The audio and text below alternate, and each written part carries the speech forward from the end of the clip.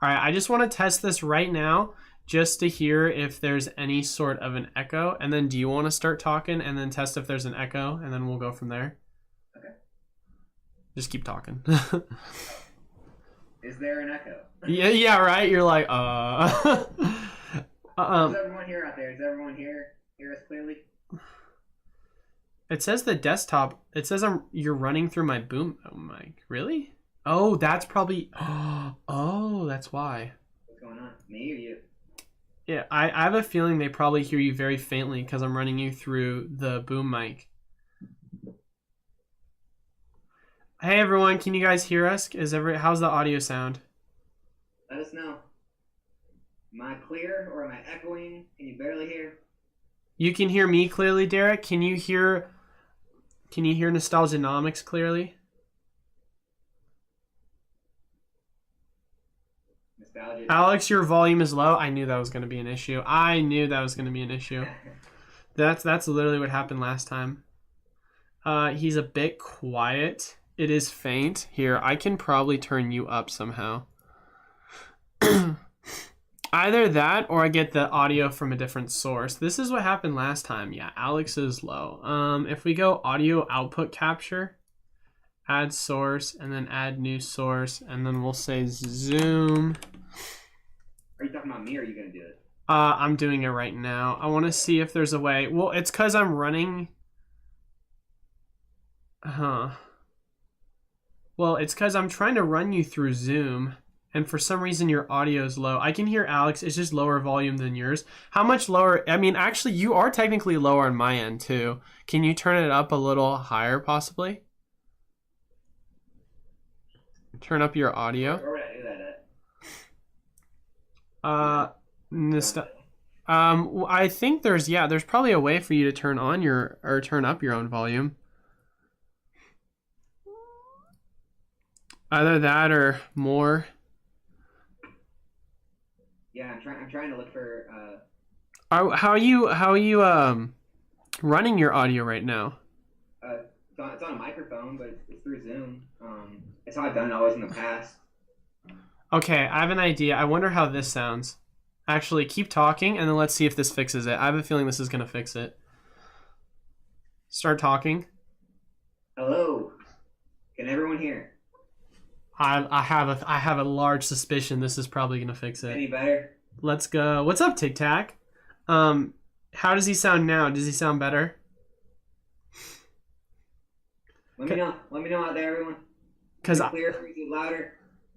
You know what I think it is? This is exactly what happened last time. They're hearing you through my boom mic, so that means I have to be the one to turn you up through my speakers.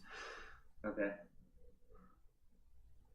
Yeah, I just checked my microphone. It's turned up. All right. It says they're saying it's better. Okay. All right, cool. Okay, so that makes sense. All right, cool. I just had to turn my speakers all the way up. Honestly, I wonder if I just go like this, it just projects better. That's probably going to be it. Voices are balanced. Sick. Yeah, everything's good. Voices are balanced. Awesome. Let's go. All right, so welcome, everyone. So we're going to go for probably about an hour and 15 minutes. I do apologize. Usually I go for, about 2 hours, but I have an appointment at 2, so we're going to try and cut it off. But welcome. Thank you guys all so much for stopping by. For those people that don't know, I'm Eli with Pokémon USA, and then I have my guest, Nostalgia Nomics, and so excited to have him here. So the last time we did this, we've had a couple of guests on before. We've had Pokenomics, Jake is his name, and then we've also had Northwoods. I'm going to do kind of like a half an hour of just kind of sit down, ask a bunch of questions for him, and then we'll reserve the last 30 minutes or so to doing a Q&A, whether you want to ask me questions, ask him questions, so on and so forth. But I really want to kind of just pick his brain on things. So and then let's see everyone in the hey, how's it going, everyone? Derek, John Boy, Wrath. Usually I like to go through and say everyone's name, but we are on short time, so I do apologize. But let's get things rolling. So Nostalgia Nomics, if you want to kind of give yourself a little bit of a rundown on what you're about and everything about your channel. Yeah, I'm sure most of you out there, that are watching you live are watching my channel too. Or everyone watching me is probably watching you. You probably have a lot more people watching you than I do. But Yeah, I mean, I guess a little different story than yours. I started back, during the original Pokemon craze in '99, and obviously base Jungle Fossil, collected all the way through, Gym Challenge, played the games, watched the anime, was fully engrossed in Pokemon. And then you start getting older, you start getting a little more into girls, things like that, and you kind of fall out of it.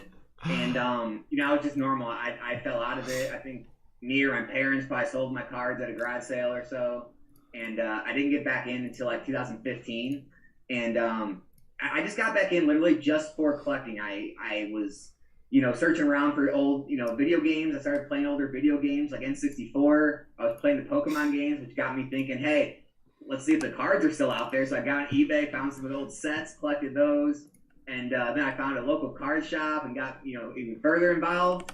And it wasn't until like I guess Evolutions came out where I really got deep into it and started quote unquote investing at that point, like a year and a half later, and it was just kind of all uphill from there. Went through the whole boom and the bust. I sold a lot, like 90% of my collection that I had amassed at that point into the boom. And now I'm basically just starting back from almost scratch. I really focus mostly now on modern. I still love vintage. I know a lot of people get the idea that I'm hating on vintage all the time. I still love vintage. I mean, I still love collecting it. It's what I grew up with. It's what my nostalgia is in. But I just see a lot more opportunity in modern than vintage right now. So that's where I'm at today. So that's basically a story in a little nutshell. So would you say then, as far as it goes, because like you said, you're starting from scratch. Originally, it was more into collecting. So was it more or less just the boom of 2022, you would say, that kind of got you into the investing aspect? Because that's obviously what your channel is more geared towards. No. So I started collecting around like 2015. Around like 2016 when Evolutions got big, a friend of mine that I've been friends with my whole life, he came over to my house, he saw everything, and he kind of got the bug. And then it wasn't until he started shopping around for products, and he would call me and say, hey, how much did you pay for this? How much did you pay for that? And I would tell him, he would say, no, they're way more than that. And I would say, oh, you don't know what you're looking for. I'll get on eBay, I'll show you how to search. And I started searching and realized everything I'd been buying was 100 or more % up at that point. And so that's when we really kind of clicked, like, hey, I think a lot of people are going to want to collect their childhood now that we're making money and we're older. This might be a good idea to put some money in. And so I started investing back in 2016. And so by the time the boom came with Logan Paul, I had a pretty large collection at that point. And I know how markets work. I saw it just going sky high. I knew it wasn't sustainable. And so I had multiple sealed WotC boxes, a lot of WotC 9s and 10s. Just a bunch of sealed product and PSA cards, and I basically dumped 90% of it back then because I basically knew it was going to crash. And so now I had the intent of thinking it was over, and just staying in it, seeing how things are continuing to chug along. I thought, hey, now's a great time to get back in. I'd always watched all the content on YouTube, and I just thought it was kind of my channel was needed something more of like shorter form content that could get the points of like certain aspects of investing across in a shorter time frame, because I felt like there was enough of the longer form content out there. And I know there's a lot of shorter form and more of the opening or like hype style videos. And so I wanted to try and bring that same type of energy and same type of short form content to the investing side of things. And that's basically how my channel was created. So you say that you're someone who knows markets pretty well. Do you have any sort of economic background? Obviously, we were talking before the stream that you went to college in Missouri. Do you have any sort of degree in that? What's your kind of like expertise or knowledge, or what makes you so knowledgeable in regards to understanding what to invest in and so on and so forth? I don't know if I have any, formal training. I mean, as far as having, human resource and finance degree, but I never worked for like any type of financial institution or anything. I've been investing in the market my own money since I was 18. I manage both me and my wife's Roth IRAs. I did have a stint when I tried day trading full time back when I was about 25 years old. Didn't work out, so I've definitely had my goods and bads, but I've learned that long term is really the way to go. Obviously being back in Pokemon 7 years, we've seen small and short term. We've seen some upsides, some downsides. We saw the big boom and the big bust, and so I feel like I've seen enough now where I can give at least somewhat of an experience perspective, and just seeing how the markets have moved, especially through, the housing crisis, and then, into now during COVID and the rebound. I mean, obviously, there's more experienced people out there that are more educated, but I feel like I have at least some basis of experience that some people are looking for, and I can at least give some type of insight on how things are working. Obviously, like we always say, it's all speculation. There's no guarantees in this, but if you can make more educated decisions, I think you can improve your odds of doing well in the future. If you would agree with that. Yeah, no, of course. So in regards to your kind of growth as a YouTube channel, has it been one of these things where, of course, when you go on your channel, your oldest video is about 3 months. So is that something where, it truly has been exponential growth? Like, what caused you, I guess, to really want to do YouTube videos? And then to that point, is this something you've been doing for a while, or is this something that's fairly new and then you kind of just figured out the algorithm right away because you had the content to bring on top of the way in which to get your voice out there, I should say? Yeah, I mean, it's something I obviously just started. I think a lot of us out there, we watch YouTube. I watched YouTube for years, and always, would love always say, hey, I'd love to do that. I'd love to have a channel, and I don't know, it just finally got to that point where it boiled over. And I think getting back in after the boom and wanting to collect again, watching a lot of channels, I kept saying to myself, this is such great content, but I don't have time to watch, an hour, 2 hour, videos all the time. And I just finally said, you know what, I'm gonna start a channel for everyone who wants to watch, shorter form content to get the same type of, kind of quick notes. If anyone wants to hear, the longer explanations, there's channels out there for that. But some people want kind of have the Cliff Note version, and that's where I came into it. As far as figuring out the algorithm, I don't really know how it happened. I know I bring some energy to it. I know I bring a little bit different. I literally don't have any special software. I mean, I've been obviously getting new cameras and mics as I went because people have been telling me it's poor quality, so I've been trying to upgrade it. But I literally just go on Canva and use the free thumbnail editor, and I take a picture and put some wording on it. I really wasn't getting any views. I was getting 10, 20, 30 views for the first few weeks, and then a strange thing happened. I got COVID, and I took about a week and a half off because I had it pretty bad.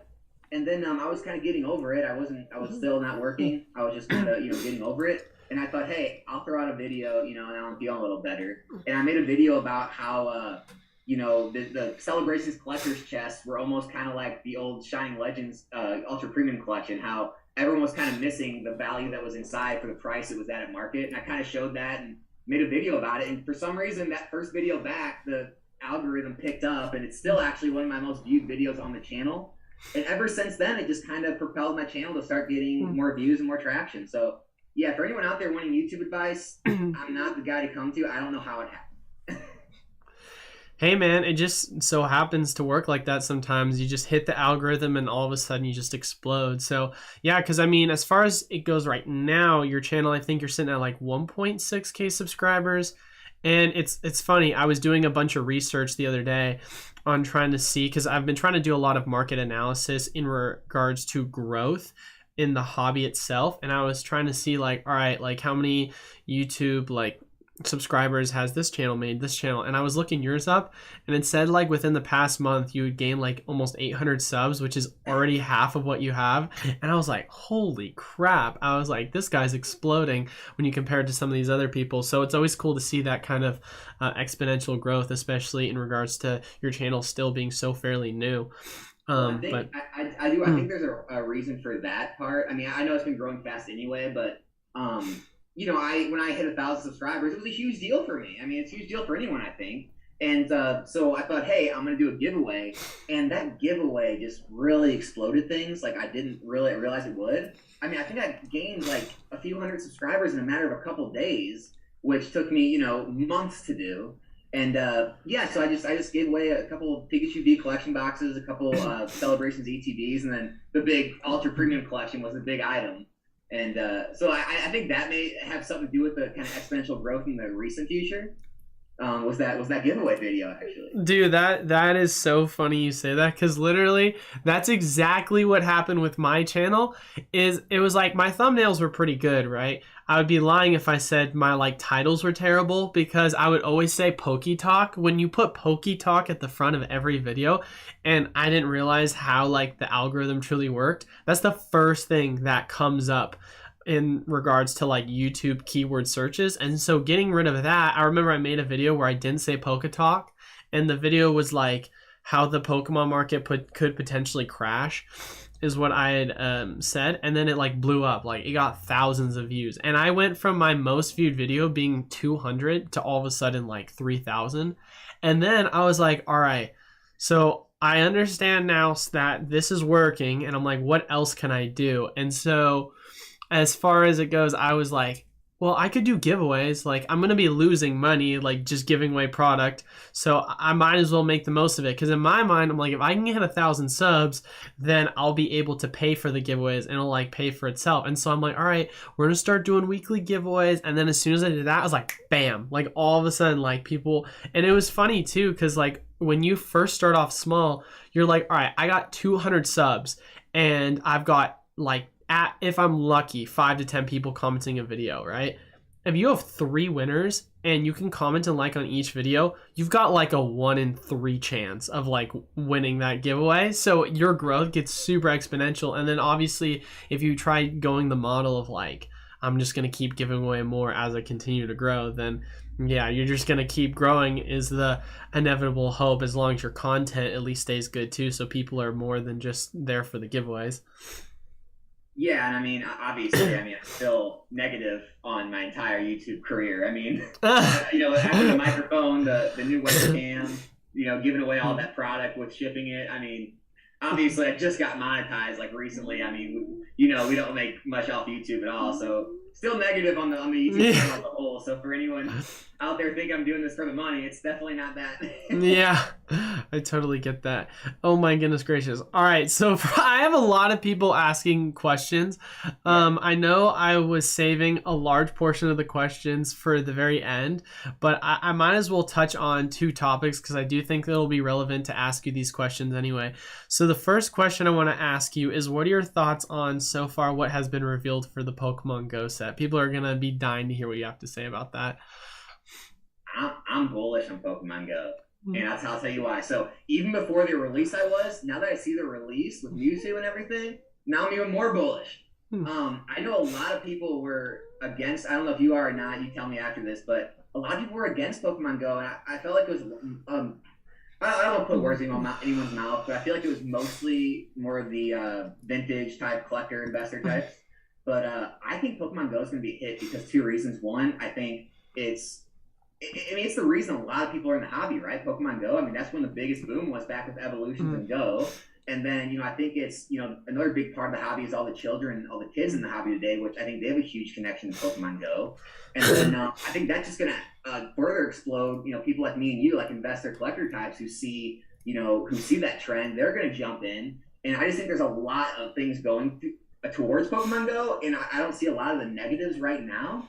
You know, I guess negatives could be supply, negatives could be, you know, if the set's just not good, there's not, you know, hit cards in it, kind of like, you know, like sets like Evolutions or something where there wasn't really a god tier hit card. But I think as long as they do everything right with like the makeup of the set, I think it's going to be a home run. You tell me.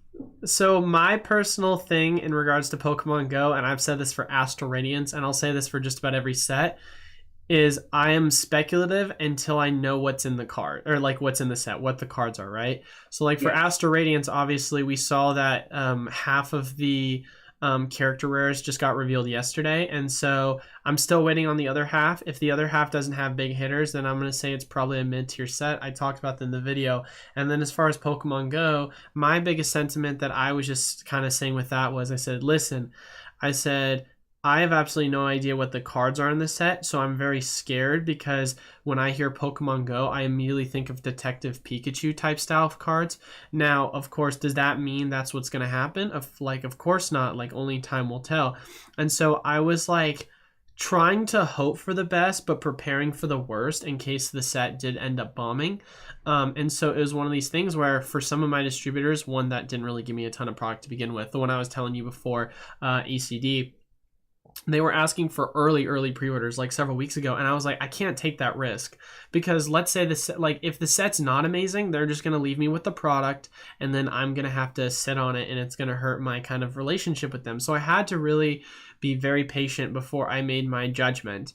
And as far as it goes, you know, obviously it just got revealed this morning on some of the cards that were released. We've got a shiny Eevee that's also going to be part of a premium collection with an Eevee mat. We know that there's going to be shining Venusaur, Blastoise, and Charizard. And so one of the things I actually want to say to that, and this is going to be my kind of personal take now that we know some of the cards, this is the first time we have ever had a shiny Venusaur and Blastoise in any single set ever. You take a look at like Shining Fates, it's Charizard. You take a look at Hidden Fates, it's Charizard. You take a look at Shining Legends, obviously it didn't have any of them. And then you take a look at like some of the Neo sets, like it was always Charizard. We did not have a single shiny Blastoise, shiny Venusaur.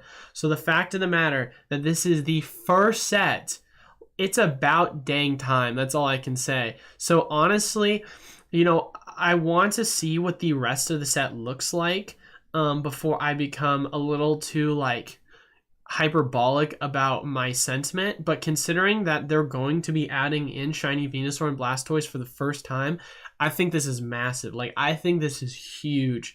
And from what I've seen with the Shining cards designed, I think the designs themselves look actually pretty cool. Obviously, the only one we've seen so far has been the Eevee, so it's kind of what I'm going off of right now. And let me take a look and see quickly. I won't screen project it myself because can I screen project it? Yeah, I probably can. Here, let me do a quick screen share. So that everyone can see what we're kind of dealing with right now. But yeah, as far as, are you seeing my screen right now? Are we? It's showing screen share. It's not showing what's up yet, though. Okay, cool. So okay, there you go. There we go. Sweet. So as you can see right now, you know, as we see with the Shining cards, first one obviously revealed is the Eevee for just the straight up Shining. If you take out the Shining, it's got a Mewtwo V-Star, which, I mean, Mewtwo is one of those cards that's, as Northwoods would say, it is a anchor card. I think that the Elite Trainer Box Standard looks pretty cool, especially considering it's a Mewtwo. That's going to be extremely collectible. And then some of the other cards, of course, I mean, these are just going to be your standard trainers. You know, the Executor V is one of those ones that it's like, okay, but once you get to this card, I think this card looks absolutely gorgeous. Like this art design is gorgeous. And the fact that it comes with a playmat too, oh, that's crazy, dude. With a playmat like that. So here's the real question that I'm going to ask you. What are your thoughts about the stamp? And this is a very important question to ask. Let me see it. So this, yeah. So here's the Pokemon Go stamp. Oh. What are your thoughts on the Pokemon Go stamp? I mean, I guess I don't have super strong thoughts on it. What are you getting at? Well, I'm getting at, because if you remember the 25th anniversary, a lot of like what people were really hating on was they thought the stamp for English was so much worse compared to the Japanese stamp looks so cool. And so I'm just curious on what your kind of thoughts are on the stamps. Obviously, we can see it looks like the V-Star is not going to have the stamps in it. Right. This V doesn't, but this V does. So that it'll be interesting to see if every single card has it. But I'm just curious if you hold any weight to the Pokemon Go stamps that we are currently seeing. Wow, look at this artwork. Jesus. I don't know if there's enough. I mean, I know there's definitely conversation about it. I don't know if there's enough, you know, kind of dislike towards it to really a strong set to, you know, put a damper on it. I mean, I do want to kind of echo one thing you said is that, you know, I wouldn't recommend anyone get like FOMO or anything out on this. I mean, I'm the type of person that I would rather see, you know, kind of the whole picture, see how things are going to perform, than try to, you know, guess or gamble and try to, you know, jump in all in early and, you know, try to hit those first waves. Like, I'm okay with missing out on things a lot more than I'm okay with taking losses. And so I'd much rather, you know, wait and kind of see how things stabilize. And, you know, at a better point than try to jump in, gamble, and make that gain, but have the possibility of it dropping and not being popular and losing a bunch of money and being stuck in it for years with no gain. So I would just caution anyone who kind of is getting that excitement, that FOMO thing. If you want to get some stuff for yourselves, open up. I think it's always a good idea. But if you're thinking you want to really stock up on this hard and it's going to go to the moon, it could, but it could always go the opposite way. So just be prepared for that. Yeah, no, I 100% agree with you on that. Okay, here's something interesting as well. I'm screen sharing again because apparently people couldn't see because I was being dumb and I was only screen sharing with you, but I wasn't screen sharing through Streamlabs. Okay. So if you take a look on the Mewtwo V for this one, can you see it on screen? Can everyone else see it as well, hopefully? It shows a Pokemon Go stamp here, but then if you look at the original stock image at the top, it's a different Mewtwo V, and it has a different kind of... it doesn't have the stamp. So it looks like there are going to be artworks that could potentially not have stamps versus have stamps. Yeah, look right here, it's being displayed. That's interesting. Yeah, it's really interesting. I mean, either that or maybe they were, pre-designs. Maybe those cards won't actually be in the set, or will have stamps as they took pictures before they had them on. I don't know. Yeah. Interesting. Yeah, it's interesting. But yeah, no, I would say I've definitely become a bit more bullish for the set. Obviously, like I mentioned before, I don't want to really jump to conclusions right away because once we start to do that, then and without knowing what the rest of the set is, and I mean, to be fair, like, it's not like the set's gonna bomb because it has those 3 shinings that are confirmed now. But who knows? The art design could be worse. The rest of the cards could be worse. But you take a set like Shining Fates, which obviously the hype was real for that. It did really well as a set. But you take a look at how the prices for the ETBs are going now. They're extremely cheap after the reprint because you didn't see that much like exponential growth after its initial release in February. It went as high as like $80 per booster box or Elite Trainer box. So I think that had to do with the fact that the set was very underwhelming. It did have, of course, a Charizard, which that was kind of it, and then it was basically against the Galar Shinies, so it didn't have the same weight to it as like a Hidden Fates does. So that's kind of where, I want to still hold my sentiment, but I'm definitely, like, my optimism is like in this trajectory as it stands right now. So I mean, I'd like to at least throw in something like, just go on a small little rant here. yeah, go for it.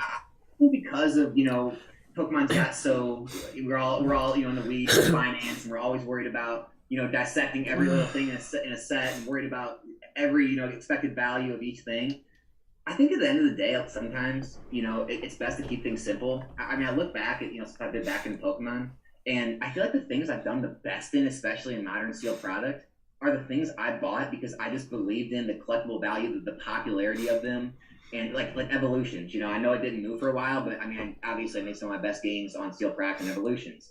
Shining Legends was another one I went in really heavy, and it was just because it had the shining cards. It was something different. It was something people loved back in the day. I just thought it was gonna be a great collectible set. The Celebrations, obviously, I'm in very heavy because I just feel like, hey, it's an anniversary set. It's got a lot of cards everyone's gonna like. It's got the Charizard artwork from base set. And now we're to here, and it's like this has so much going for it. I think it's easy to try and dissect all these little things. Like, is the stamp going to throw people off? Is there, going to be enough hits? Is, what exactly are the other cards? But I think at the end of the day, I think this is going to be a sought after collectible set. A lot of people are going to like it. And it's got a lot more going for it to push it forward than it does holding it back. So, at the end of the day, you can kind of go through the finances and pick apart every little thing. But, some of the best things I've had in the past are just because I liked the set and thought it was going to be collectible and popular. So it's always an aspect to think about. What are your thoughts as far as it goes for, obviously it hasn't been fully revealed for all the characters, but Astral Radiance? I mean, I'm not super excited about it. Obviously that could change if the set comes out and there are things in it. Every set's going to have that other person's favorite Pokemon. We don't know who it is. Or it's going to have, cards they love the most, or it might be that person's favorite set. But I just think for the masses, it's not really going to hold up compared to other sets in this era, such as like Brilliant Stars, Evolving Skies, Celebrations, things like that. I don't think it's going to be like a tank like Battle Styles or Chilling Reign. If I had to guess, I would think it's going to be somewhere one of the middle of the road sets. I do know you know a lot more than me, so you give your data, but I know obviously everything's getting cut. There's supposed to be one print run, so we could get in that problem of having, you know, a shortage because there is still enough demand and there's not enough supply, so it could run the prices up. But yeah, I mean, I don't know. I'm not overly excited about it, and that scares me. What about you? I would say we're going to be potentially looking at a Fusion Strike situation where the set itself is going to be like it's like you said, it's not going to be as bad as Battle Styles, but it's going to be stuck in the middle of a bunch of amazing sets because you had Evolving Skies, then you had Celebrations, then you had Fusion, then you had Brilliant Star. One of those is not like the other.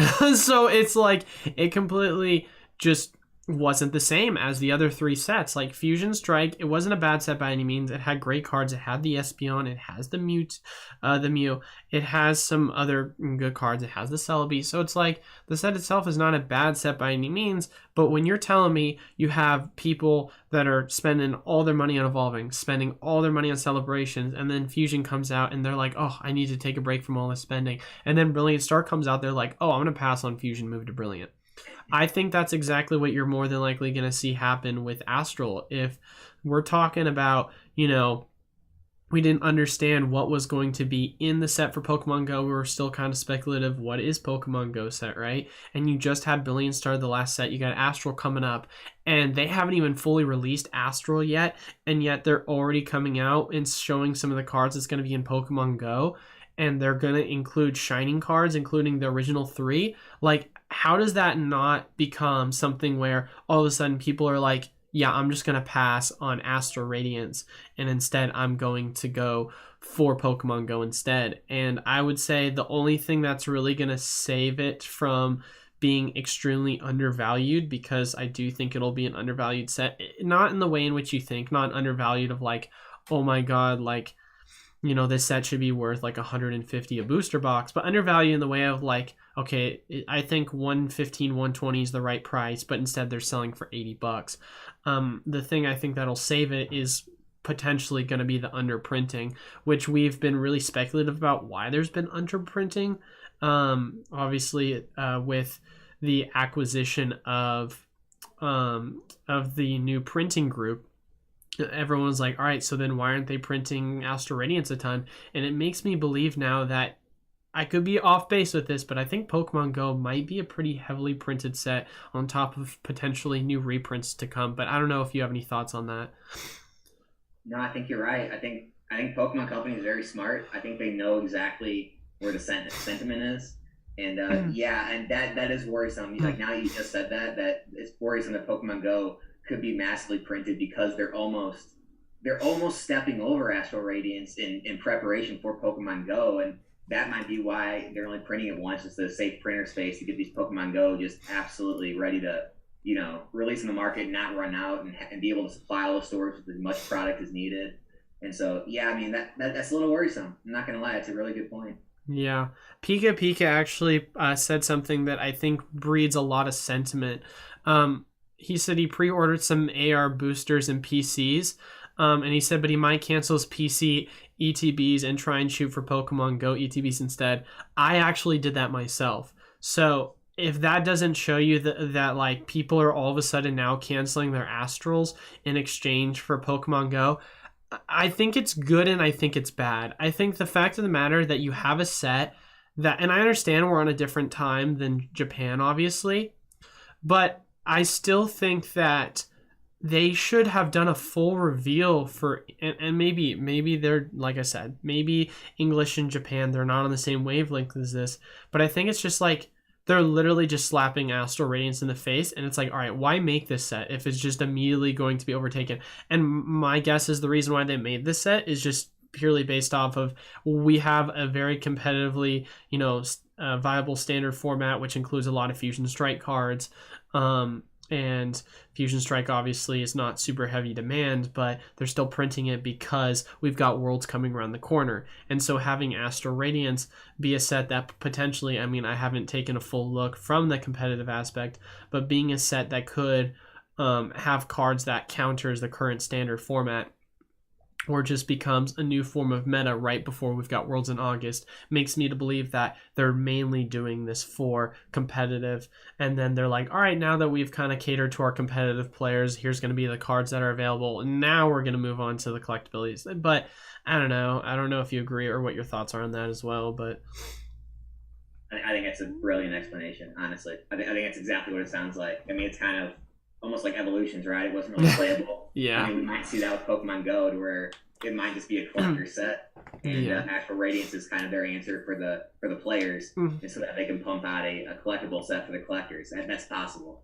Yeah. Here's another interesting question that I was curious. I've had people ask me this quite recently a lot.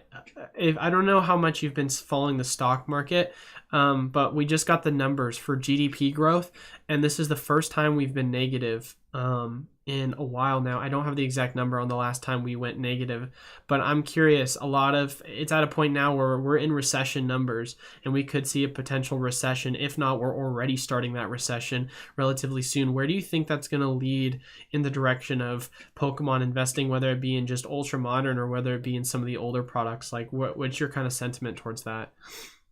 Yeah, and I think, correct me if I'm wrong, and that could be, but I think we actually missed the GDP estimates last time too. So we I think did. It's actually 2 in a row now. I mean, we're negative now, but this is 2 times in a row. So it's basically, it should be classified as a recession, even though we're not calling it that, because that's what it is. We're starting into recession times. Yeah, it's scary, right? Because I think it's going to do 2 things. I don't know if kind of it's right to say that people are going to flock to vintage because they see it as a more safe haven. I think that was like that in the past. Like I said, we all have different views. So anyone watching this, you can have your own views. There's channels out there that have different views than me. These are just our opinions. So it's just what we see. But I just don't see it as that way anymore. Possibly with PSA 10s, but I don't think the 9s and 8s are going to hold up as well as they did the last time. I think what it's going to be is there's still a lot of recession-proof jobs out there. There's still a lot of people who are going to have money during a recession. And so they'll still be spending money on, kind of wants, and they'll have money for more than just needs. And so what I think it's going to be is we're going to see a lot more of the Sword and Shield era spending into the future. So we're going to see a lot more of the great sets rising and being bought, and the not-so-great sets like Battle Styles sitting at very low, products sitting on shelves, not getting bought. We're entering a lot more selective market where buyers are becoming a lot smarter. They're not just throwing their money at every new shiny thing that comes on the shelf. And I think we're going to see a lot more selective, buys into the future. So if it's a great set, I think it's still going to rise. If it's not so great set, I think it's going to fall, and I think it's going to sit there for a good amount of time. And as far as single cards are just a crazy animal right now, aren't they? I mean, as far as grading goes, it's kind of just if you want to kind of spin that roulette wheel and roll the ball and hit your number. You're trying to pull a card out of a pack. If you hit it, you're trying to send it to PSA, rush it as quick as possible, and possibly hope to get that 10, and then you want to get it on the market right away to hit that home run. And it's a lot more of that, and it's a lot less of that, that collector interest of, hey, I really want to, get these cards. I want to grade them. I want to put them in my collection forever. And it's happening a lot less often. So, yeah, I think it is going to slow down. I think it's going to be more selective. But I do still believe in kind of the hot sets. They're still going to have growth. You tell me what you think about that. Well, I want to ask another question before I give you my opinion. So then, just so that I'm understanding your interpretation, do you believe that there is more or less still going to be a large amount of demand in the market? It's mainly just the less or I should say the more underwhelming sets that are going to be the ones that are going to do well. What do you think about sets that are going to be printed? Like let's say, I don't know, let's say that we do see a general market trend by, November. And there's going to be new sets that are going to be released, because I don't know if you remember back in Sun and Moon block, you had sets like Shining Legends that were literally sitting on shelves and selling for $45 a booster box or Elite Trainer box, and no one was wanting to buy it. Like Shining Legends, undesirable. And Evolutions, you could find Evolutions booster boxes for $80+. So it was one of these things where these super desirable sets now were just under desired. Do you see that happening in the future, or are you in your mind, obviously you said it's different times for WotC, but in your mind, do you think that changes in regards to ultra modern / modern product, especially new sets that are going to be printed within the next year or so. All right, you got a second for this? Yeah, let's go. I'll give you my details why I think this is. Okay, so back during the Pokemon Go Evolutions boom, this was before Logan Paul. So the Evolutions, the Shining Legends, this was before Logan Paul. And I think the reason it was because people like me, it was a lot of people like me getting back in the hobby back then who were in it from the time they were kids, got back in. And so, yeah, we were happy to open Evolutions and some of the new stuff, but our mind and our hearts were still on vintage. I think a lot of us still wanted to get the vintage seal, the packs. It was a lot more affordable. You know, back then you could buy vintage boxes for $2 and $3 grand. You could buy packs for a couple hundred. You could buy cards for, you know, a lot of what the 9s are back to now, but the 10s are still higher. And so that's where a lot of our money was going. It wasn't going as much towards modern. Maybe we were open some of it. It was a lot more rare to have people collecting sealed product back then, if you remember. And it was a different world. And so I feel like now after the boom, it's brought a whole different type of collector investor in the market now. Like I said, it's so much more financially driven. It's completely different. I just think it's a whole different market now. All the people coming in now are not the same people that came in during 2016. And so I think the focus is still on a lot of people's minds on modern and a lot less on vintage. Like if I had to guess, I would say 8 out of 10 people that come in the market now are modern collectors, and they're modern driven, and they're not looking at vintage, where I think before it was a lot different. So if I had to guess that, you know, even if a smaller amount of money is being spent on Pokemon in general, I still think that modern is going to edge out what is being put back on vintage. And I do think there's still enough to propel the top performing sets up. Yeah, I think we're going to see product on shelves. I think people need to get kind of ready for, there is product that's going to be sitting on shelves. People need to get used to normalized games. You know, I mean, you're not going to see much sets like Evolving Skies. Okay, we're going to see more normalized games where in a year, you know, you're hoping that your booster box you bought for 90 is going for 110 or 120 if you're lucky. You know, you're not looking for these double, triple games like we've been seeing. So I think if you're more used to normalized games, if you're getting into the right sets, then I think you can set yourself up, you know, to still continue to do well. You know, there's going to be speculative plays, like obviously in singles and PSA cards. There's still going to be money to be made if you're grading cards. You know, I think it's going to be the same thing as a whole. It's just going to be slower. You know, even in down markets on the stock market, there are still companies that are in the green and perform well. So there are going to be people out there that continue to have recession-proof jobs. They have money to spend. The recession isn't going to affect them, and they're going to see a lot of these downturns of buying opportunities. So it goes both ways. Yeah, I still hold that same opinion. So there's a couple more questions I wanted to ask, but first off, I want to give a shout out to Pokey Grindin. He just donated $5, so thanks to him. Don't want to pass up on his question, but he says, how does the addition of a strong Mew and Mewtwo series like Pokemon Go affect a set like Fusion Strike?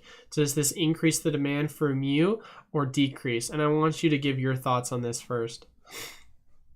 I think it goes back to what you said about Detective Pikachu. I think if it's more of those style type cards, I think Fusion Strike will still have the demand. If it's regular, like we said, it looks like more regular style cards. If they're printing better art for the Mew and Mewtwo, yeah, I think people might start to shift some money to these instead of Fusion Strike. That's my mind on it. What do you think? I would say the best way to answer this one is if we're talking about, how do I want to say this? If you're talking about a set that was undervalued at first and then all of a sudden it gains value, it usually has to run off of two things, either nostalgia or something that made people feel nostalgic. So basically it's two nostalgic things. What do I mean by that necessarily, to kind of give an example? You take a look at Level X cards. For the longest time, Level X cards were extremely undervalued in my opinion, but the demand was really not there for, you know, Level X cards. What ends up happening, we have this new game come out of, you know, Brilliant Diamond, Shining Pearl, and then Arceus. This is all centered around Sinnoh. And so when you have a Sinnoh game like that come out, it gives a lot of nostalgic value because a lot of these new cards are going to be printed based off of those old like sets and games. And so that gave it a lot of, you know, nostalgic appeal. Now in regards to, okay, Pokemon Go, it's going to have a Mew, it's going to have a Mewtwo. is that going to allow, Fusion Strike now to be a strong performing set? My answer is I don't think so. And I think that's because, just because, Sinnoh got printed doesn't mean that all of a sudden, everything in the future that is going to be Sinnoh is going to be super strong, or doesn't mean that now specific sets that have Sinnoh cards in them, those Sinnoh cards are going to now do better because of the reprint. I think it just comes down to the selective nostalgic feel or timing of when a reprint for something happens, or I shouldn't say a reprint, sorry, like a remake for something happens, if that makes sense. So I would say I don't think it's going to really help out Fusion Strike because they don't have that kind of nostalgic connection to one another like something such as a remake of an old game in a certain era. I don't know. What are your thoughts on that? No, I agree. That's basically what I was saying. I mean, I wasn't thinking the ways you were thinking about the old games and nostalgia factor, but yeah, I don't think it's a good thing for Fusion Strike, to be honest with you. Yeah, no, for sure. One of the other questions I wanted to ask you as well, and this will be the last question that I'll personally ask you, and then we'll open it up for the last half an hour of Q&A. How do you think, what's your kind of predictions for the future in regards to general pricing and then also just dominance in the market for both CGC, PSA, BGS? So it's a two-parter. Do you think PSA is going to hold as much premium? Do you think CGC is going to have relevance or not as much? And then second off, do you see prices going down or do you see them staying the same, et cetera, et cetera? Just kind of give us your thoughts on that. So what, for all graded slabs, you're saying? Yeah, basically what's your kind of thought process in the near future? Obviously with PSA, for example, the price, like the lowest, if you're talking about getting into their events, it's $50. Do you see it going down? Do you see it staying the same? Or do you see something like CGC stepping in and offering lower prices and then taking over? Do you see CGC not doing as well? Like what do you kind of see just in the market or the future of, graded slabs and just general grading? Yeah, let me answer that in 1 second. I'm not 100% knowledgeable on this. How are the perfect 10 CGCs performing against PSA 10s? I mean, the perfect 10s on average, like I haven't really kept up as well as I should have, but I think they're pretty up there, kind of like a Beckett Black Label. I would say that they definitely, like, the perfect 10s definitely perform better than general PSA 10s, but comparing it to the Black Label is far superior. So it's like in the middle. That's what I thought. Yeah. Okay, so that's what I was thinking. So, but yeah, so I think Black Label, even Beckett 10s, CGC 10, PSA 10s. I think those are all going to perform well. I don't see, any of those having super, obviously every card's different, the market can still do it. But just from what I've seen, especially in the lower population cards, I think they're going to be more stable, closer to like a, modern seal product would be. I think it's going to have a lot more stabilized returns, not as huge price drops from here on out. As far as the lower grades, the 9s, 8s, things like that, I've been very clear about this. I'm very, very bearish on them. I just don't see the allure that they're going to have in the future for collectors. So I just don't know if there's enough people out there who are going to want to pay those types of prices to have a card just with a number 9 on. I think you can get a lower grade. I think you can get a raw card for a binder. You can display it in a top loader for a fraction of the cost of 8s and 9s, and I think the way 8s and 9s have performed since the crash have been basically some of the worst performing items. If you take sealed or PSA 10s, vintage or modern sealed, and I'm talking about all cards, not just vintage. Modern as well. I mean, modern 8s and 9s are going to perform worse than vintage 8s and 9s in my opinion because there's just so many more of them, but I talked about this in a video. If you look at like some of the modern cards, like Hidden Fates Charizard, or some of these super chase cards, like the Burning Shadows Charizard, they have thousands. I mean, the Burning Shadows is still under 1,000, but the Hidden Fates has thousands of PSA 10s, and the price is still stable. They're still selling, and so what that tells you is there is so much interest in modern cards still. There's so much attraction, there's so much attention, and so I think there's enough to keep them up. Now, like you said, if we see this crazy recession, those things could change. but everything's going to be dropping if the recession happens. So, and I still think that the PSA 10s are going to drop less. As far as PSA, CGC, Beckett, I gotta stick with PSA. I mean, think about when you say it, it's almost like saying Kleenex instead of a tissue, right? You know, we say, you know, oh, that's a PSA card, or oh, it's a PSA 10, where it could be a CGC or Beckett. You know, we always talk about things as PSA still. It's just so ingrained in the market. So many of the big time collectors in this, like people, you know, who have those multi-million-dollar collections, they have PSA cards, right? That's what all their vintage cards are in PSA. So it's gonna be a hard sell to convince people to kind of switch their thinking over to CGC or Beckett, unless like we're talking about a black label or perfect 10. It's completely different. So yeah, I mean that's my overall views. Tell me what you think about it. Break it down. You know, knock me down. What do you think? I mean, I want to hear your side of it. Do you one other question I have, and then I'll give you my perspective. Do you think that we're gonna see PSA prices go down anywhere in the relative near future? What's your kind of opinion on that? I don't know. I don't think so. I mean, from what I've looked at, it looks like they've pretty much stabilized. I think we've seen a lot of the you know, value come off of them. They're starting to kind of stabilize, go stagnant again. You know, you see some sales up and you see some sales down. So I think they kind of reached a bottoming point. The problem is that people see they see these bottomings and they see how much lower they are from where they were before, and so they immediately think it's a buy. And it doesn't always mean things are a buy because they've dropped or stabilized.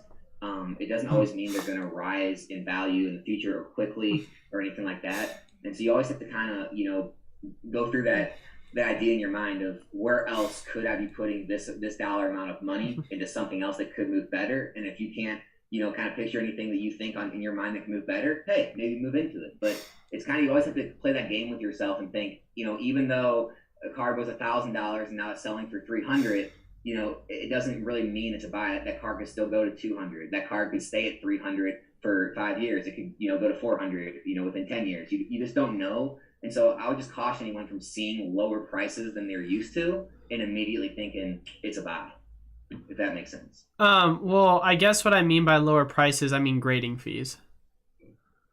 Oh, grading fees. Yeah. I think they're going to come down. Yeah, that's what I kind of meant by that. Man, I guess none of us really know that, right? Yeah. I mean, I don't know any of the numbers, but I can't imagine they're still getting a large influx of cards right now at those prices, right? I mean, if they are, great. I mean, it's kind of like any other industry. If you can charge a higher price and you're still able to get business, you're going to keep your price at that level. I would assume they're not going to, after the backlog starts to get down, they're going to realize they're not getting enough business to support, you know, their structure and continue to have all those employees and things like that. And they're going to have to lower prices to attract all of us back in. But I mean, yeah, I would hope and think so. It's coming back down. What do you think?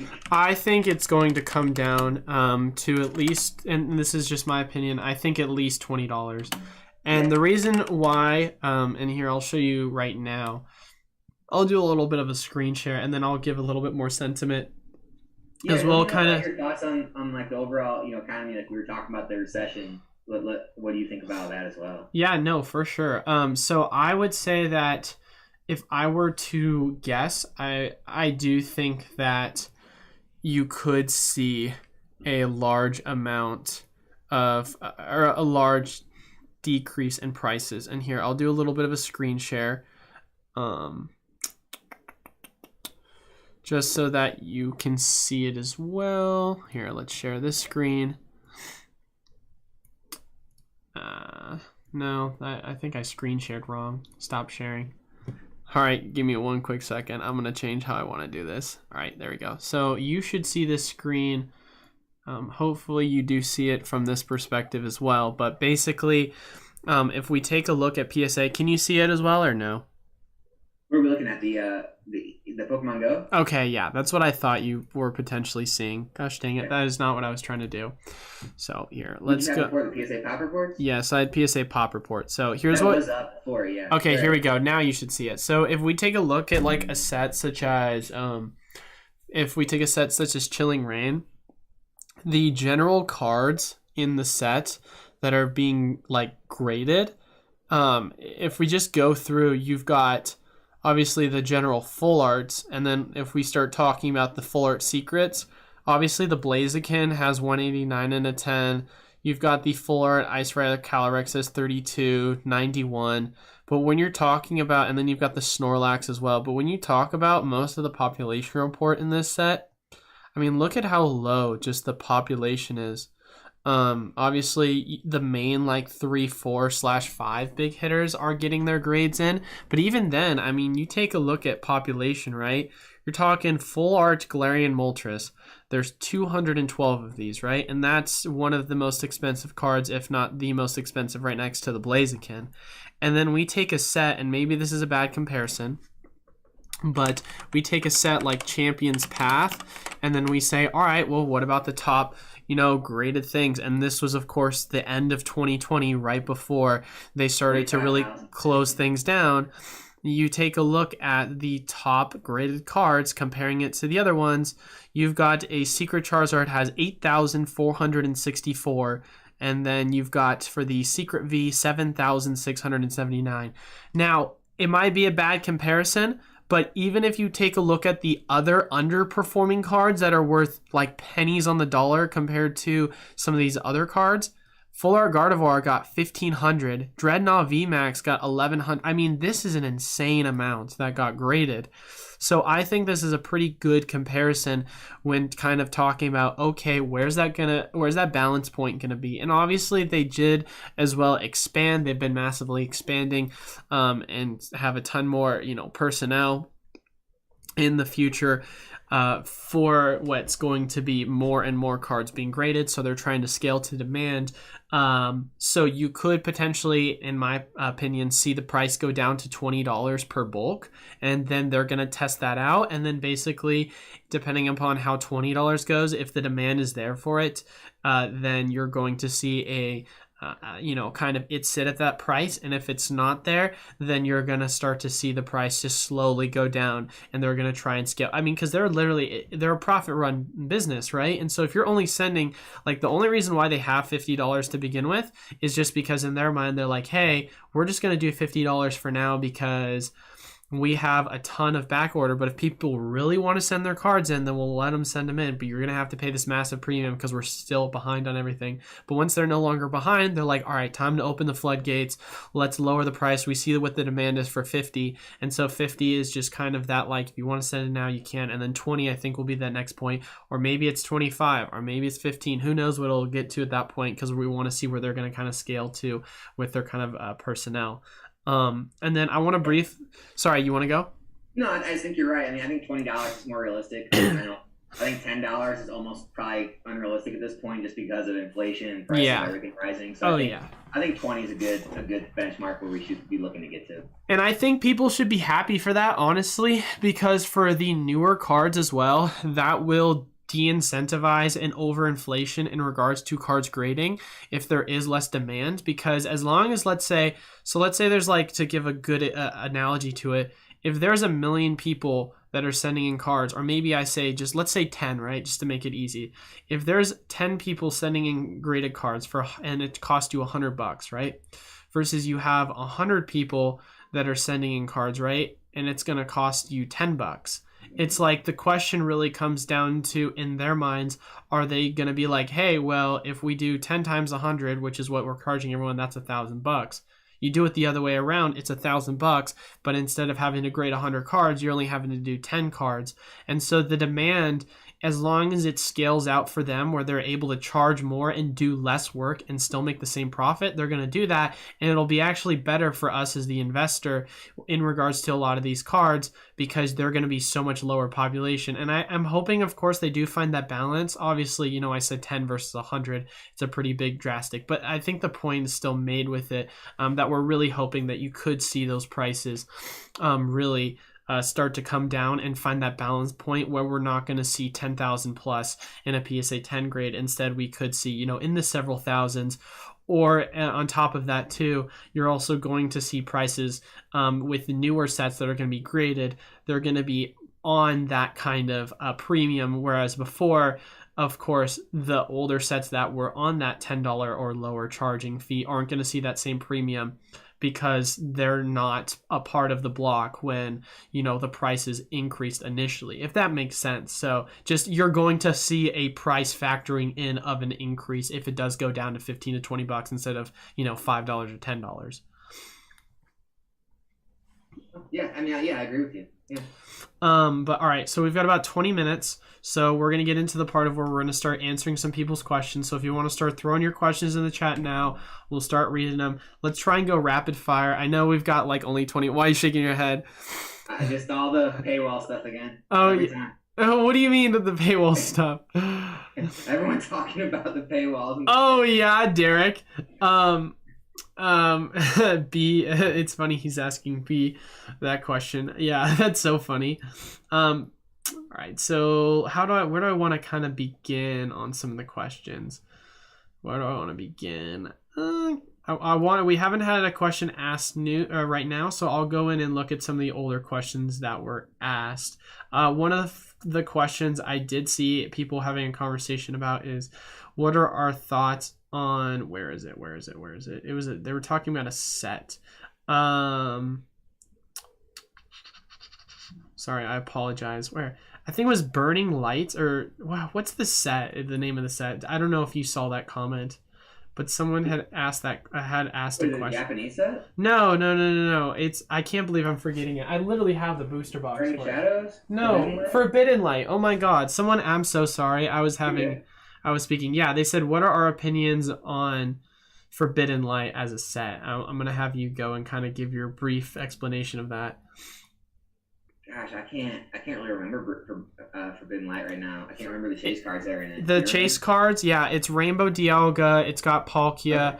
Okay. We can pull it up for you if you want, so we can take a look and see. That jogged my memory. Yeah, I mean, Forbidden Light. I know it's more of like a mid-range Sun and Moon set. I know it's not one of the highest performers, but it's definitely better than like a base set and things like that. You know, those Pokemon are just like, I can't figure them out. I mean, I know they're supposed to be, you know, I guess legendary type Pokemon, right? Dialga and Palkia and things like that. But at the same time, it's just like they don't hold the same, I guess, chase or the same popularity that like the earlier, you know, Pokemon do, like a Mew and Mewtwo, or like the legendary birds, or even like, you know, the Entei, Suicune and the other one. But yeah, I mean, I don't know. I'm not completely sold on those cards, and I don't think that Forbidden Light is gonna ever be a high performing set in Sun and Moon. Yeah. You know? I mean, I think it's good enough. I think it's, you know, all those boxes are scarce enough where they're going to continue to gain value over time, just because of the normal way of things. Is the more that are open, the more that are put into permanent collections, they come off the market, and the prices eventually rise because the supply is low, and the more people that need to have that box in their collection for that complete booster box collection, you know, it'll rise. But yeah, I mean, I don't have any strong feelings about that set. I don't think it's going to tank. I don't think it's going to the moon. It's just another middle of the road set. What about you? I would say that as far as Forbidden Lights go, there's a couple of comments I would make about it. I do think it's a middle of the road set, so I don't think it'll perform as well as obviously like a Cosmic, but I mean, it's still a set that's performed well. It does have a decent amount of pull cards that you can get that are valuable, nothing near like 70 to 100 bucks. I did say for a while, Zoom, I forget what the name of it is, but there was this website that was selling the booster boxes for $250, which is $70 less. So I don't think it'll perform poorly by any means. If you're able to buy it under market value, then that's always a good deal, regardless of whether it's going to perform as well as some other sets. But also at the same exact time, you know, you really got to ask yourself, would you much rather invest in a Brilliant Star at $100, a booster box, and then, you know, hope for the future on that? Or would you much rather invest in a Forbidden Light booster box, which obviously has yielded growth over time, but of course is not going to be considered as one of the best like sets in the Sun and Moon block. You got to really look at it in perspective. I myself have some Forbidden Lights. I mean, you can literally see in the background I have one displayed right there on the shelf, but that's mainly just for a booster box collection, and also because I was able to get it from Zulu Games for so cheap. So that's kind of what I would say as sentiment, but here, we'll stop sharing that screen now. Next question we got is it's thoughts on a good entry point for Brilliant Star booster boxes. Wait for reprints. Do you want to kind of talk about that? Yeah, I mean, I hate even giving price points anymore because we're just in a transition period where, you know, if you used to be able to get booster boxes at $90, and now, you know, retail prices are rising on ETBs. Are they going to rise on booster boxes? I don't know. You could tell me because you have distribution. I think we might be heading towards that $9,500 a booster box is what's going to be average. So, you know, for Brilliant Stars, you know, look, don't take any of this as like investment advice. Okay, it's just guys for entertainment value. Just what I'm looking for. If I were to get in, I'd want to hopefully it gets somewhere around $100 a box or somewhere in the low hundreds. I think the reprint can do that. I think the reprint can bring it under 110 a box, I'm hoping. And so I'm looking in that range. I'm looking in that $100 to $110 a box range. That's my personal opinion. I could see it going under $100, but also I want to basically have this strategy, and this is always my strategy for reprints, is once it's been 2 to 3 weeks of a price sitting at that price, that's your buy point. So if you do see that the price is, let's say, goes down to 110, you're like, okay, here's my first buy point. If you want to get in dollar cost average, you can totally do that.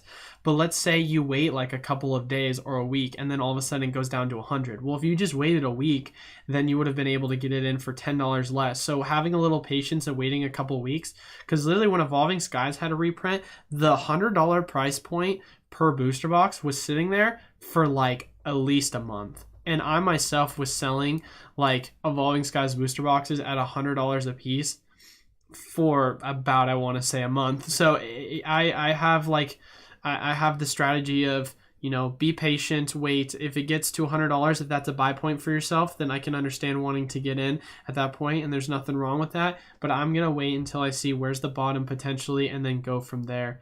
Is kind of my sentiment.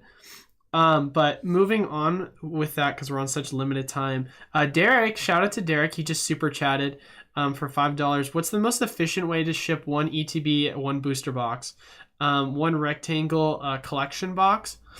Are you referencing shipping them all together or individually each as a unit? What's kind of your question with that, Derek? Okay, my face is back. It froze for a second.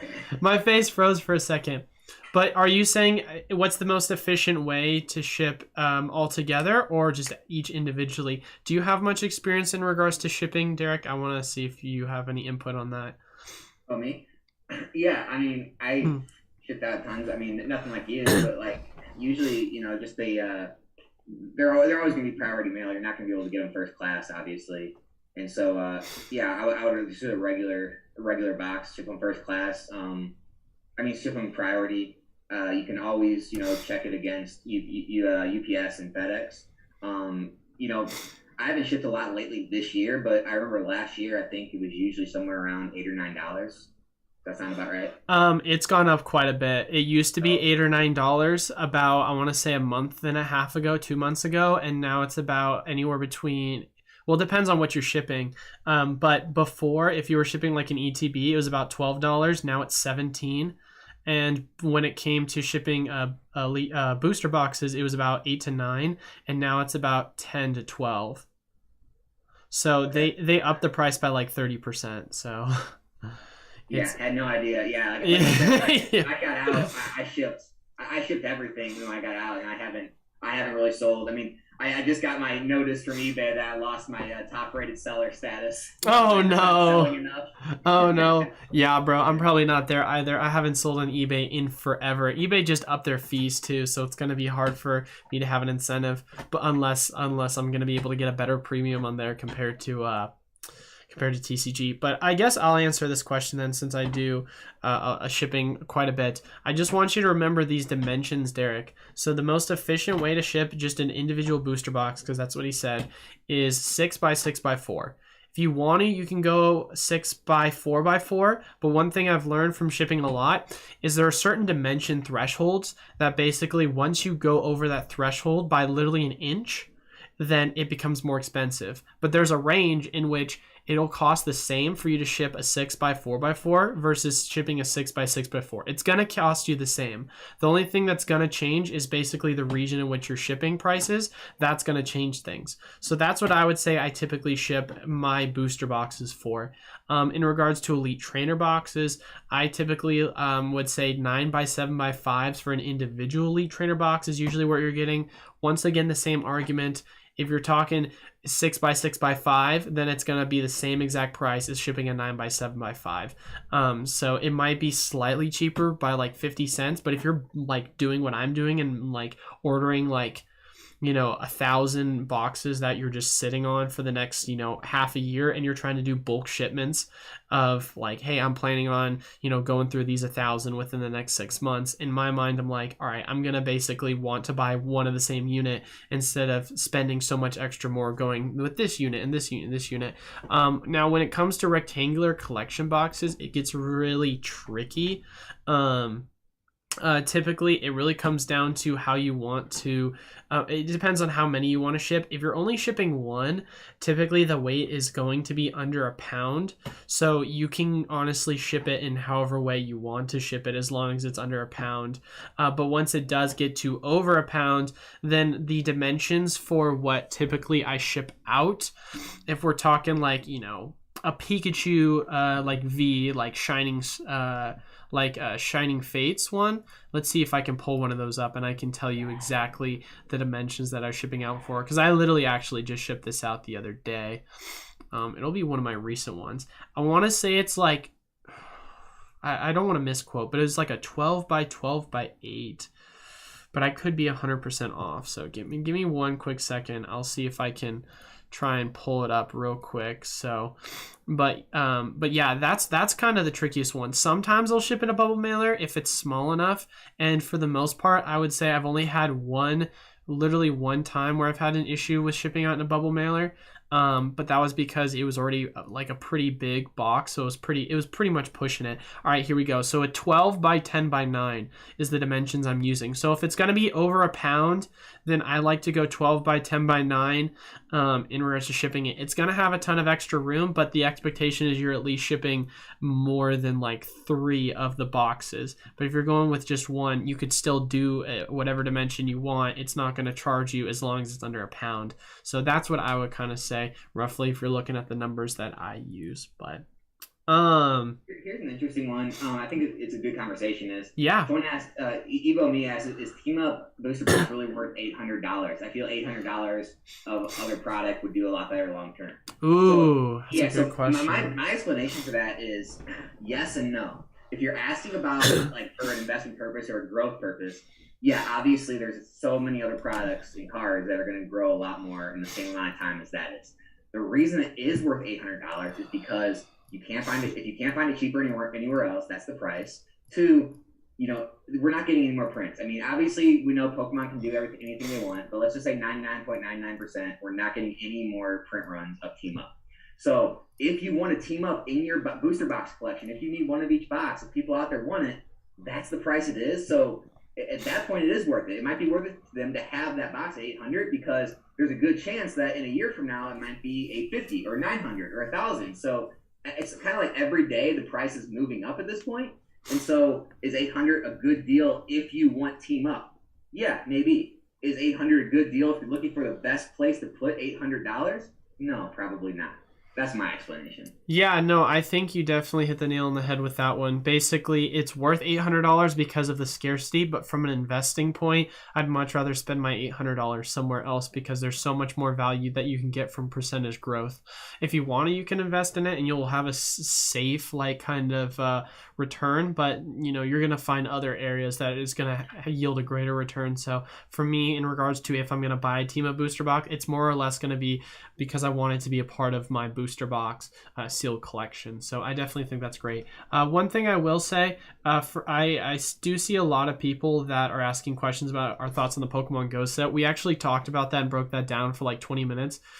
So if you want to go back and like scroll through the video, you can actually see me screen sharing the Pokemon Go. So if you want to just stop at that, then you can kind of see what our general sentiment is about that. Is there any other questions? Because I missed that one, so I'm glad you grabbed it. Is there any other questions that you're seeing that you want to answer? We're in the final 5 minutes before we start to wrap things up. It's up to you if you want to pull one or two. I'm fine with I'm whatever. 100% down. I'm down to answer by Okay, I got a kind of question for you. Yeah, let's go off Tom Pizz's question. So, thoughts on companies holding celebrations UPCs until demand is higher and sell for high. So, is this a strategy you use for yourself? So, you're a business, you're ordering product at distribution levels. Do you always plan to sell some to recoup some money and then hold on to some for the future, like other companies like they're doing with celebrations? How do you usually run that? I would personally say that I myself do hold on to some product, but it's less to do with like, how do I want to say this? It's less to do with I'm wanting to like, it has more to do with the fact that I'm trying to invest in Pokemon as a long-term thing. Like being able to buy at distributor level prices, I will sell the majority of my stuff and then I'll keep like a booster box or two, but not enough to where it's like, or sorry, a booster case or two. Not enough to, but when you're telling me like I'm literally like selling 90 cases and then all of a sudden, look, he keeps one or two, that's not like I'm holding anything back. Now, of course, I think that a lot of, these distributors are doing a very similar method, just on a larger scale. So they're selling the majority of it, but they're still keeping some of it because like my distributors at Magazine Exchange, they have, pages where they have products such as Fusion Strike, Battle Styles, Chilling Reign that they're still sitting on for the longest time. And you're able to go elsewhere and still buy it for cheaper than what they're offering, but they're doing deals where, hey, if you buy X amount of this item, then we'll give you, let's say, an Evolving Skies booster box for free, or we'll give you X item for free. Like whatever it is, it's a way for them to kind of have incentives to like offload a lot of their cheaper product, which I do sometimes. I mean, for those people that don't know, I've been trying to offload a lot of my product because I'm planning on moving sometime in early September, late August. And so for me, I've just been trying to offload a lot of my like undesirable product by doing bundles and getting rid of some of my hidden fates or my shining fates or other things that people want, and selling it to them for a cheaper price because I'm able to, bundle that with things less desirable. But yeah, and I'll say people, don't get so mad at companies for doing business. I mean, it's a business for them. A lot of companies, especially on eBay, things like that, they set their listings up with circuit breakers. And so if they set a listing up with a circuit breaker with say 10 or 12 available, and that's on a Friday, and they don't come in until Monday. And so over that weekend, they sell out, and then a couple other stores sell out. So they get back on Monday, and they have to relist, 10 or 12 more boxes, and they see, oh, the market price is at another point. They'll relist those boxes at a higher point. So it's not that, they're purposely holding all this item out. They just don't want to put every item they have at a certain price and kind of get wiped out overnight and have no more product. So that's kind of how the market rises over time, $5 or $10. It's because the companies, they set limits on what they can sell, then they reevaluate what the market's at, raise the price, and so on. Or sometimes they lower the price, whatever the market's at. So that kind of gives you an idea, but it's just the way of business, right? Don't get mad at people for trying to earn a living. Yeah, no, 100%. So we've got about a couple minutes left. So these are the last two questions we're going to answer. Forrest, if you actually want to, we actually talked about this literally 10 to 15 minutes ago. So you can just scroll back and you can read our sentiment. If not, then if you have more questions, I can answer that on Tuesday. But because I do have a cutoff. Gabriel says, do you think Celebrations chests are going to do well long term, like in 5 years? What are your thoughts? Yeah, I like Celebrations. I like Celebration chests. I think as long as Celebrations moves up, they should, because the value inside is there based on packs. And yeah, I like them. I think all the chests have done well. So I don't know what they're going to get to, but yeah, I would say in 5 years, if Pokemon continues the same trajectory, they should continue to move with celebrations. What do you think? Yeah, I'm a big fan, especially considering I think it has super desirable promos this time around compared to, let's say, like a Shining Legends had less desirable promos, and even that one did well. I think it'll also perform well because it's going to be underprinted compared to ETBs, and from like a percentage perspective, they've grown at around the same rate. The only reason why I typically choose ETBs is because, typically speaking, ETBs tend to have more, how do I want to say this? They if you take away the reprints, they would definitely outpace the collector's chests. But of course, since they are more scarce, it does give them that kind of value. And on top of that, with celebrations, having those collectible cards that say like a Shining Legends didn't have, that's going to just add even more value to it. But last question, what are our thoughts on the Arceus V cards for the promo box? I want to see what your thoughts are. I know it's the biggest hype right now. Gosh, I don't know. I don't have a super strong opinion. I mean, I'm not blown away like everyone else is. You know, it's a super unpopular thing to say right now. I liked the Lance's Charizard box from Celebrations a lot better, and I put money into those. The Arceus V, I mean, I'll probably pick up some. I'll probably pick up a case or two just to have some exposure to it. But I'm not like going all in by any means or super like overly excited about it. I know it's super unpopular to say, so sorry for everyone out there. What do you think? I mean, if you haven't already heard me talk about it, it's my -- pickup for the year. Oh no! Yeah. The reason why, because of the Cosmic Eclipse? No, it's because of the reason why is because historically speaking, in the Sword and Shield era, the number one best performing product was the Galar Pals promo box, and that Galar Pals promo box came out in Rebel Clash. It had the absolute worst packs. The only one that it had was of any value was Cosmic. It had 1 Cosmic, 2 Rebel Clash, and like I can't remember if it was Sword and Shield base or Crimson Invasion. So pack selection was pretty rough. This one has a Cosmic Eclipse. This one has 2 Brilliant Stars, and then I forgot what the 4th one was. So it has an even better pack selection. What did the Galar Pals box have? It had a figure of the Galar Pals, and then it had a really cool promo. What does this box have? It has an Arceus figure with a really cool promo. Of course, this one is a promo based off of some of the like GameStop specials in Japan, so it's not the same as like the Galar Pals individual ones, which was like special to English. But nonetheless, I think it goes off of the basic like same like format of what the Galar Pal box was doing back with Rebel Clash. And you saw that box sitting at $25, and now it's selling for like $120, and it's the best performing item. And so I think that you're going to see the Arceus card potentially mirror that in the near future, but that's just my opinion on it. So I'll pick up a few more then. Yeah, seriously. But as far as it goes, I'm so sorry I didn't get to go through everyone's questions. Yes, I'm so sorry, Raheem. I missed your question. We can always, of course, discuss it later as you and I go back and forth a lot. But yeah, I wanted to just give a thank you so much for Nostalgianomics. I'll make sure to leave the link down in the description below. Please make sure to give him a follow. Do you have anything else you want to say before we wrap it up? No, man, I really appreciate having me on. It's been fun. Love to do it again sometime. Yeah. So, yeah, in the future, anytime, I'm always down for something like this. I'm 100% down for it, man. I would absolutely love to do some more collabs with you in the future. But yeah, as always, make sure to leave a like, comment down below, and subscribe to the YouTube channel. We do weekly giveaways each and every week. Of course, we have 3 winners that'll each be receiving 12 Brilliant Star booster packs. And then outside of that, you can comment and like on each of the videos Monday, Wednesday, Friday. So 3 opportunities to enter, 3 opportunities to win.